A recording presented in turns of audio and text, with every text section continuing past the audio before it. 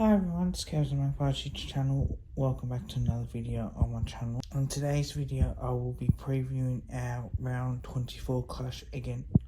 I'll be previewing our round 24 clash against the D's. If you are returning Kevin on my welcome, like, comment, share. If you're new to the channel, watch this for the first time. Like, comment, share, and subscribe. Now, we have got a very good record against Melbourne. We have won pretty much 4 of our last 5 games now. Our run has started back in 2020, even before 2022, 2021, right, to 2024, and even way before back, 2019 and 2018 as well. Now, I think for me, I look at Melbourne and I think they're not much of a good team, right? They're about around the mark where they probably are at the moment.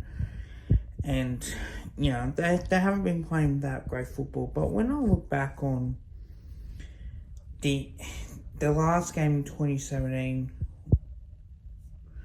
when we beat them, and I think the last time we played Melbourne in the last game of the season was around 2017, and we won by 16 points, and we ended Melbourne's season that were a chance to play finals. And then that's when our run started, like round 12, 2018, a victory by 42 points.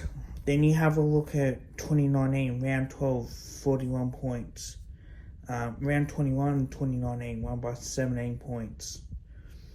Round 12, 2020, 100 to 44, we lost by. And all of a sudden, we won by 17 points in round 13, 2021, when the game got moved to the SCG for Queen's birthday at that point. And King's birthday was round 13, 2022, we won by 26 points. And Mason Cox kicked a couple of goals as well. And round 21, 2022, we won by 7 points as well. Then the second victory that Melbourne's had was round 13, 2023, when they won by 4 points, and had we dominated them in the second quarter with our goal fest, we probably would have won. And then obviously in the qualifying final, we won by 7 points at the G. And don't forget, last time we played them, round 13, 2024, we won by 38 points as well. So clearly we have shown great form against them, and we have done really, really well. Now, I will look back to last time that we played them, because we had -8 disposals, we had +10 kicks, 157 handballs to 139, and inside 50s 50 to 47. The difference was our efficiency was 72% to 69%, and our efficiency inside 50 were 44% from 22 shots from 50 inside 50s to 51%, 24 shots from 47 inside 50s as well. They like to try and get more of the hit-outs, and the clearances were able to beat them in that, centre clearances, and just with the stoppage clearances as well. Contested possessions +23 for them, and then +1 for us in the uncontested as well. So they're a very good team.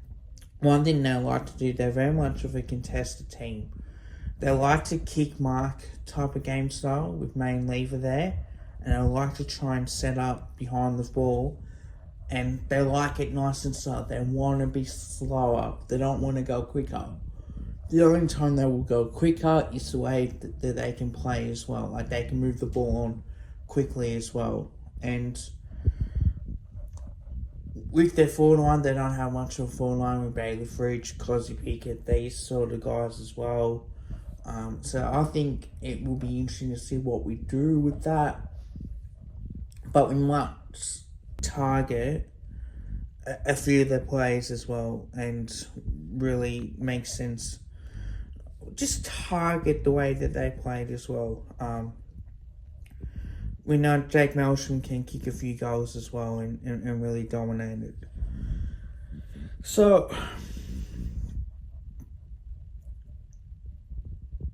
there's no Stephen May for this game, I don't think. If Stephen May does play, I target his routes and I really make it difficult for him. And I really crush into him as well. With Jake Lever, I would block his run every time so he can't get the intercept marks. McDonald and Thomason are going to be your key defenders stock, while Lever will be the interceptor as well. Max Gawn is going to try and get back in defence and obviously stop, Collingwood's attack as well. And I think one thing that we need to do is we need to move the ball on quicker inside 50. We need to target them in particular, and we really need to make sure that we do the right thing and attack that way. If Penbury's got broken ribs, I will not play him this week. I give him a week off. I will play Ed Allen for speed, and that way we can use that for, because the reports are that he's had broken ribs, and that's why I will play particularly Ed Allen for the last game as well. And definitely try and play against the Melbourne Tours as well. We know they got 3 tall defenders as well. I have my check and mix. I have not my check. McStay and Cox are forward, and Cameron can work around as well. But we need to play on quickly against them. Would I bring in someone like Joe Richards or Finn McRae? Look, I would love to see Finn play, but who do you take out? Like who do you take out of that lineup? So that makes it interesting as well. The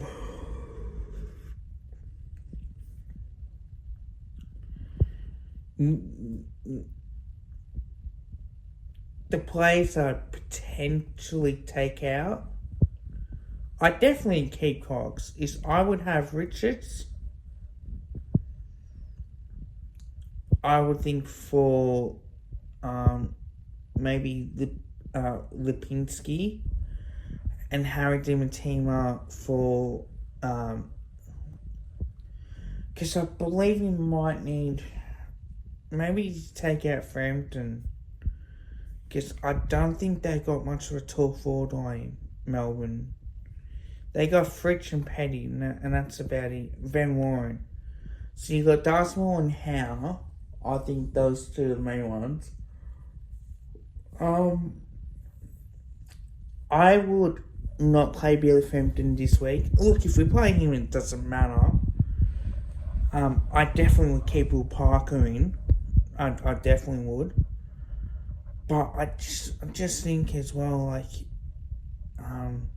gotta have some leg speed, and I think that Harry DiMattima provides that, and I think he should play his first game and really look forward to attack, and we really need to make sure that we attack Melbourne within speed. Should we drop Lipinski or do we just rest Lipinski for the finals? Yeah. For the end of the season, yes. Or do we take our Ned Long for Harry DiMattima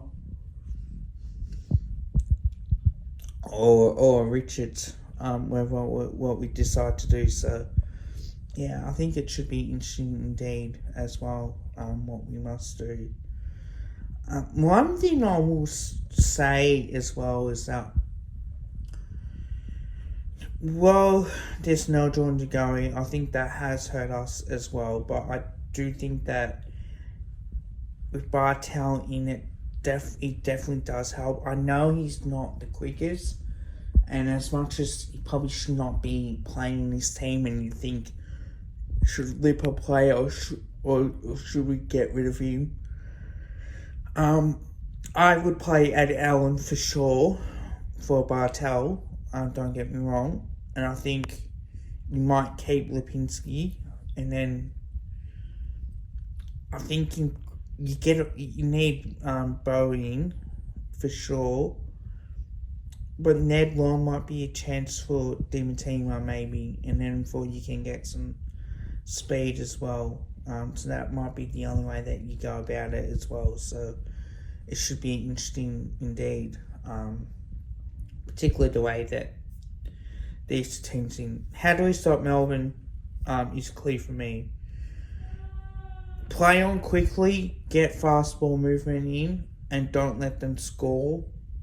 Don't let them stop you from scoring, I should say.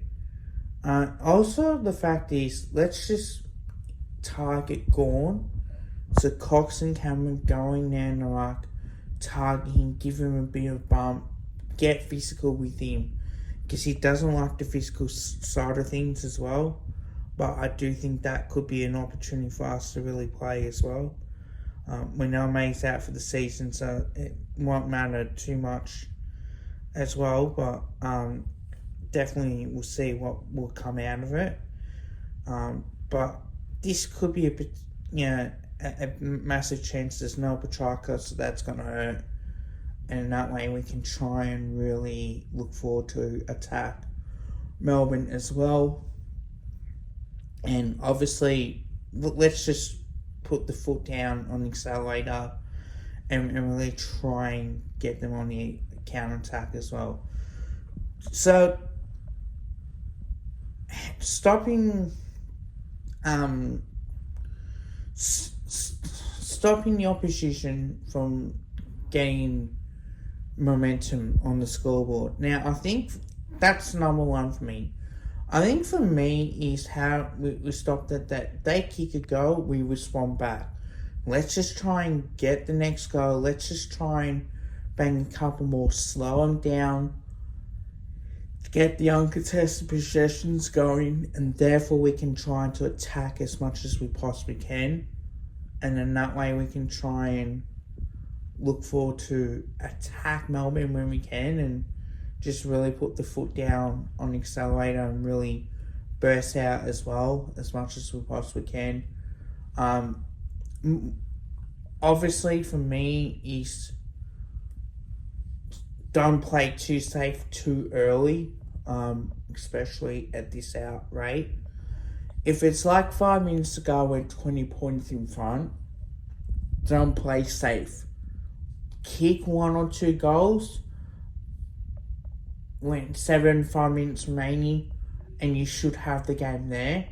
And if they do try and kick the next goal, stop the momentum, get it back onto your terms, and then kick 1 or 2 goals yourself to put the game away. And that's what I want to see. I want to see us give away leads. I think that's going to be enough. We need to really start hitting on the scoreboard and dominating games of football as well. Number 3, I think it's our forward line. We really need to keep the ball inside 450 with Bo McCrew, Bobby Hill as well. Tackling pressure must be up, and our pressure around the footy has to be great to force the error and get repeat inside 50 entries and make sure that we make the smart decisions when we go forward. And that's the only way that we're going to go. Number 4, I think for me, is our back line that needs to step up. If Billy Frampton plays, look, I really don't want him to play.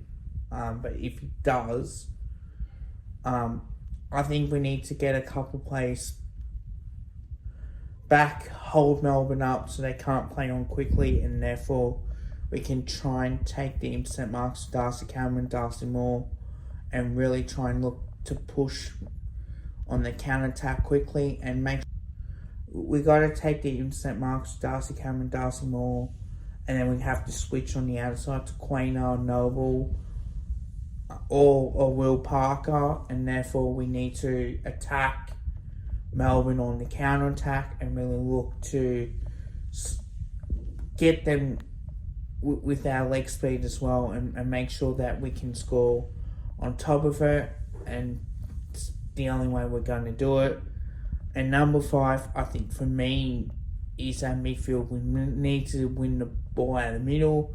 need to start reading off the hit outs, and we need to start winning the clearances as well and winning the contested possessions, uncontested possessions as well, and gotta start winning the contested possessions and uncontested possessions as well.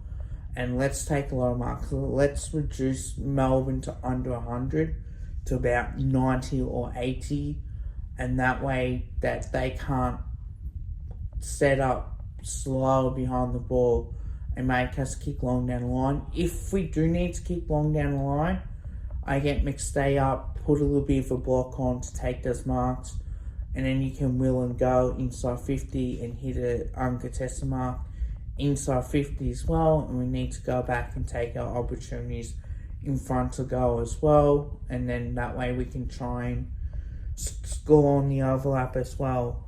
So that could be potentially a way that we can do it.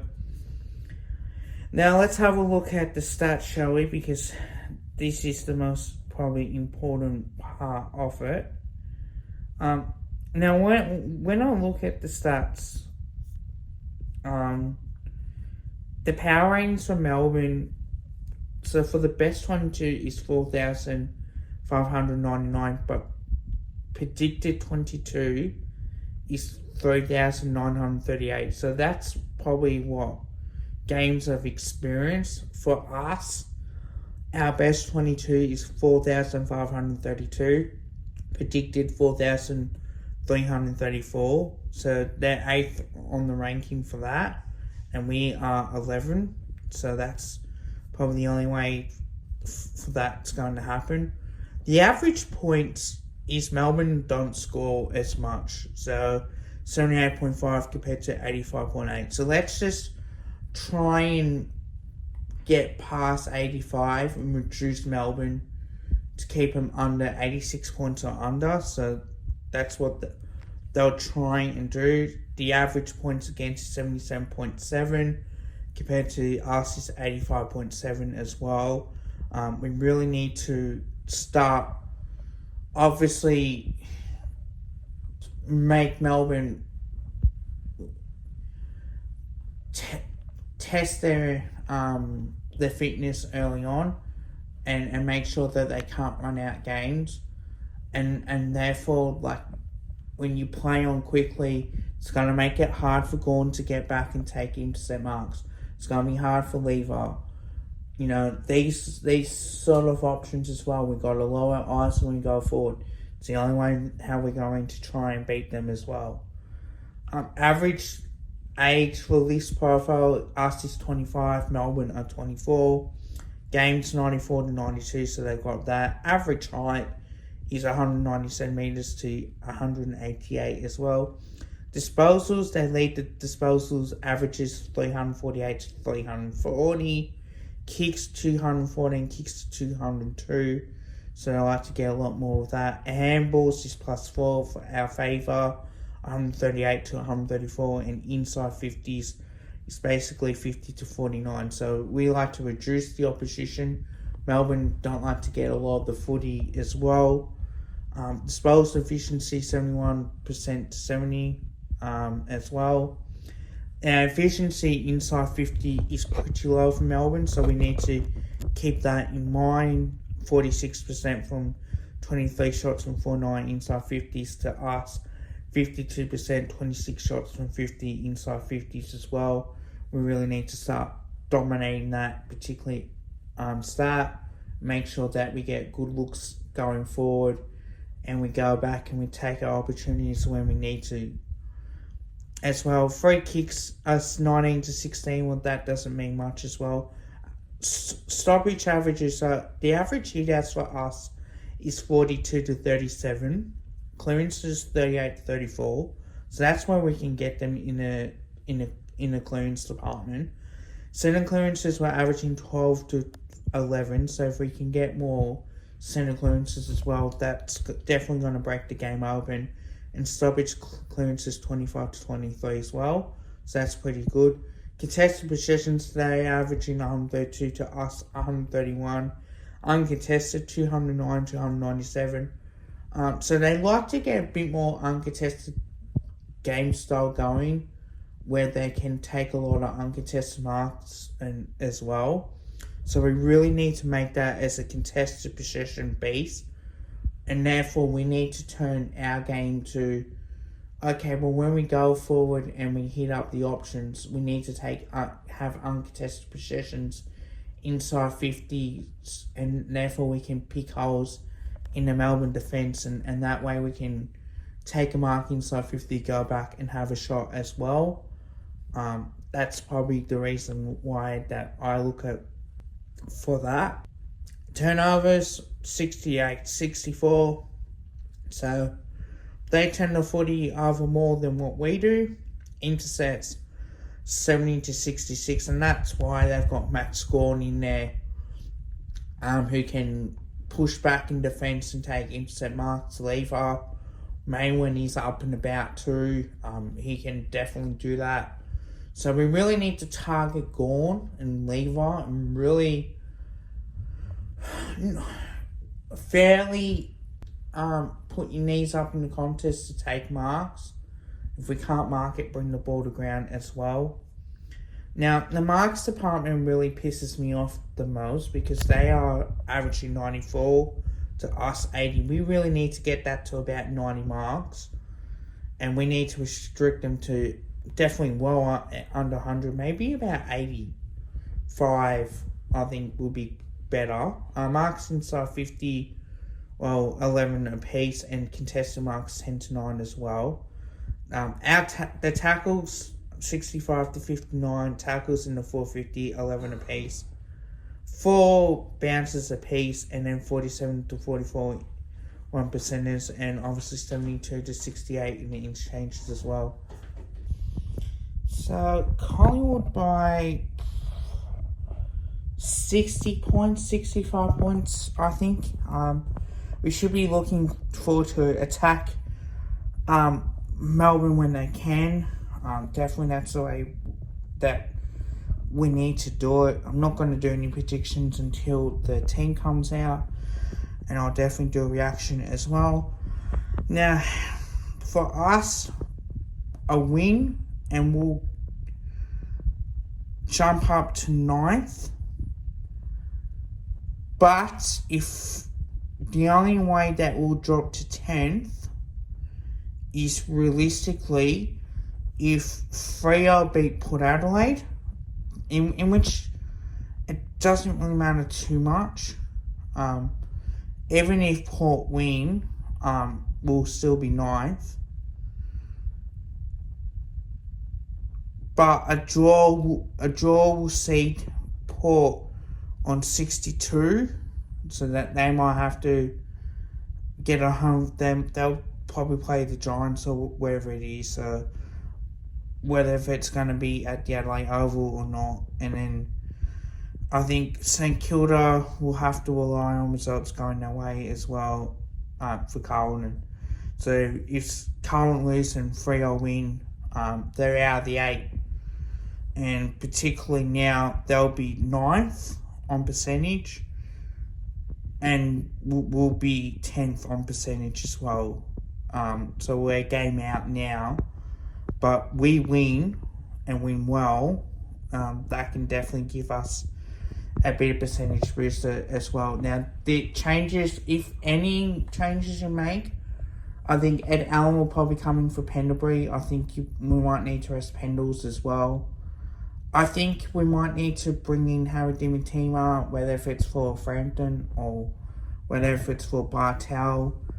In particular, I think you can potentially play, because I don't think you need to play Pendles now. I think you probably can rest him at this stage. And then therefore you can at least look at keeping Will Parker in, and then if Harry Dimitima, if he's close to playing, I think you play him as well. Would you play Kruger? Potentially you might, if we want to expose Melbourne in what?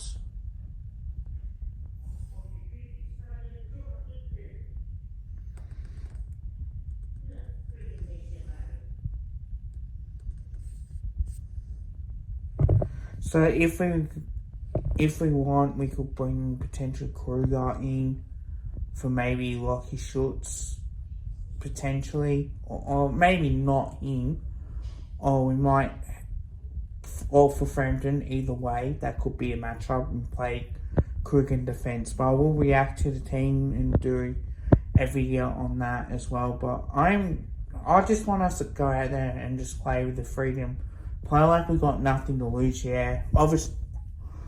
Obviously, have the tactics in place on how to beat Melbourne, which is playing on quicker. Don't let Gawn get back and get instant marks. We know that Gawn's had like ankle injuries and these sort of injuries as well, which he hasn't really, he's pushed through at. But I would definitely target Gawn. I target Lever, and really look forward to trying to expose Melbourne's lack of pace. They're not very much a quick team as well. Hope you guys liked the video. Don't forget to drop a like as well as drop a sub. Bye for now.